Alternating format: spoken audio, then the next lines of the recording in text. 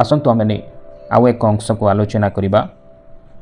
आजिर आलोचन जिसाय तार 40 पर्वर 29 पद सेठारे एपरि लेखा होछि, से क्लांत लोक को शक्ति दियंती और बलहीन लोकर बल बढ़ाई दियंती। एठारे आमे देखुछु से क्लांत लोक को शक्ति दियंती और बलहीन जो माने दुर्बल से मानकु से बल दियंती। आसंतु आमे एही अंश को आलोचना करू करू एक क्षुद्र कहानी आमानकर एही आलोचनार चक्र आड़ को आनिबा। दिनकरे जड़े अंध व्यक्ति एवं छोटा व्यक्ति रहुथिले, से माने परस्पर घनिष्ठ बंधु थिले। छोटा व्यक्तिटी उत्तम रूपे देखि पारुथिले मात्र चाली पारु नथिले। अंध व्यक्ति जनक सुदृढ़ गोड़ थिला मात्र से देखि पारु नथिले। छोटा व्यक्ति जनक अंध व्यक्तिंकर गमन शक्ति विनिमय रे निजर दृष्टि शक्ति को व्यवहार करने को आगे आसते। अंध व्यक्ति छोटा लोकटी को निज पिठी रे बही नहीं उठिले।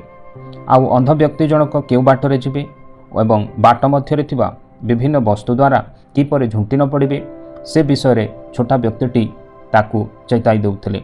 सेमानक पारस्परिक दुर्बलता और अभाव गुड़िक ही सेमानकर परस्पर शक्तिर सुजोग लाभ करने को कड़ाई आनीथिला। एठारे आमे देखुछु ए कहानी माध्यम रे सेमानकर विभिन्न दुर्बलता रहिथिला, ता सहित सेमानकर मध्यरे सबलता मध्य रहिथिला। तो परस्पर सेमाने निजर दुर्बलता को परस्परर साहाय्य करी सेमाने किपरि निज जीवन को आगे नहीं पारिथिले। आमे प्रथम रे गोटे विषय देखिलु जिसाय तार 40 पर्वर 29 पद।